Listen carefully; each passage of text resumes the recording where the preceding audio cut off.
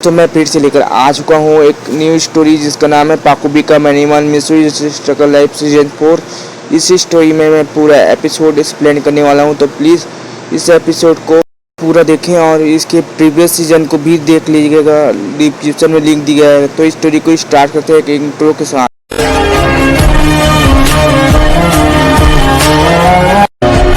Story के first episode में हमें दिखाया जाता है मिसू को और मिसू के रोबोट को जो एक दूसरे से बात कर रहे होते हैं। मिसू यहाँ पर अपने रोबोट पर गुस्से हो रहा होता है। पिछले हफ्ते मिसू का रोबोट और यूकी चैन डेट पर गए थे और वहाँ पर उन दोनों ने कुछ अलग ही कहानी कर दिए थे कि उन दोनों ने तस्वीर भी ले रखी थी और मिसू का रोबोट उसे कबर्ड में छुपाना ही भूल गया था।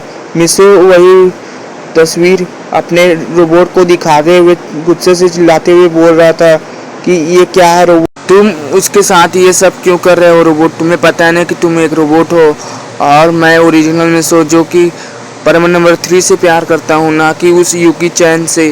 फिर तुम उसके साथ डेट क्यों गए हुए थे, और गए भी थे तो ये सब हरकत और ये तस्वीर लेने की क्या जरूरत थी तुम्हें।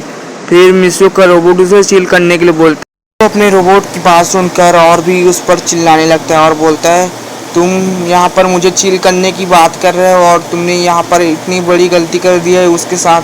इसके बाद वो क्या समझ रही हूँ कि मैं उससे प्यार करता हूँ, लेकिन मैं उसे बिल्कुल भी प्यार नहीं करता, मैं बस उसे एक दोस्त मानता हूँ। फिर वो उससे बोलता है तुम ही सोचो रोबोट, अगर इन फ्यूचर उसे पता चला कि वो सब मैं नहीं कर रहा था, मेरा रोबोट कर रहा था, तो वो तो कुछ भी नहीं जानती तुम्हारे बारे में, तो वो समझेगी कि मैं ही उसके साथ वो सब कर रहा था और उसे मैं धोखा दे रहा हूँ। मैं उसका दिल कितना हार्ट होगा, तुम ही सोचो रोबोट।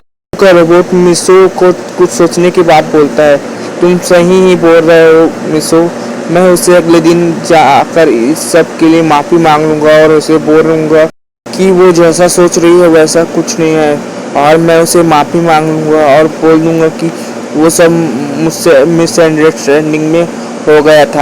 उसे अपने रोबोट को ठीक है बोलकर उसे डीएक्टिवेट कर देता है और अपने बेड पर लेटा ही रहता है। थोड़ी देर बाद उसकी मॉम उसे आवाज़ लगाती है और वो अपने डिनर करने के लिए चला जाता है और फिर वो वापस आकर बेड पर सो जाता है। और अब हमें नेक्स्ट मॉर्निंग का सीन दिखाया जाता है जहाँ पर हमें एक कार को दिखाया जाता है जो मिसू के घर के बाहर में सुमरे की कार खड़ी हुई होती है।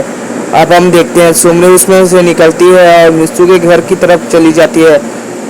सुमरे जो होती है वो मिसू घर के डोरबेल बजाती है और उधर से आ जाता है रुको मैं आ रही हूँ। और जब मिसू की मॉम डोर को ओपन करती है तो वो देखती है कि जापान की फेमस एक्ट्रेस सुमरे योशिनो घर के बाहर खड़ी हुई होती है। अब मिसू की मॉम सुमरे को बोलती है आप तो सुमरे योशिनो है, आप यहाँ पर क्या कर रही हैं। फिर जो सुमरे है वो अपने इंट्रोडक्शन देते हुए बोलती है कि वो एक चाइल्ड डायरेक्ट्रेस है और वो मिसू के क्लास में ही पढ़ती है, वो मिसू को अपने साथ स्कूल ले जाने के लिए आई है, वो मिसू का दोस्त है। फिर ये सब सुनने के बाद मिसू की मॉम जो होती है वो उसे माफ़ी मांगने लगती है और बोलती है कि माफ़ कर बेटा, वो तो अभी तक उठा नहीं है, तुम चाहो तो तुम अकेली ही आज स्कूल चली जाओ, मैं उसे उसके उठने पर बता दूंगा कि तुम यहाँ पर उसे लेने आई थी, ठीक है बेटा। फिर जो सुमरे होती है वो मिसू की मॉम को बाय कहते हुए वहाँ से अपने कार में बैठकर स्कूल के लिए चली जाती है। थोड़ी देर बाद हम देखते हैं जब मिसू ब्रेकफास्ट कर रहा होता है तभी उसकी मॉम उसे बताती है कि सुमरे उसे लेने आई थी। ये बात सुनने के बाद मिसू अपनी मॉम को बोलता है क्या मॉम आपने मुझे उठाने की कोशिश क्यों नहीं की, सुमरे यहाँ पर मुझे लेने आई थी। तभी मिसू की माम उसे बताती कि उन्होंने काफ़ी उसे उठाने की कोशिश की थी लेकिन वो अपने बेड से उठने का नाम ही नहीं ले रहा था, इसीलिए उन्होंने सुमरे को स्कूल अकेले जाने के लिए बोल दिया और फिर वो मुझसे बाय कहकर चली गई। फिर जो मिसू होता है वो जल्दी से अपना ब्रेकफास्ट करता है और बैग पकड़कर स्कूल की तरफ चले जाता है। सीन शिफ्ट होता है स्कूल में जहाँ पर सुमरे मिसू के लिए इंतजार कर रही होती है। थोड़ी देर बाद वहाँ पर मिसू पहुँच जाता है लेकिन वो स्कूल के लिए लेट हो चुका होता है।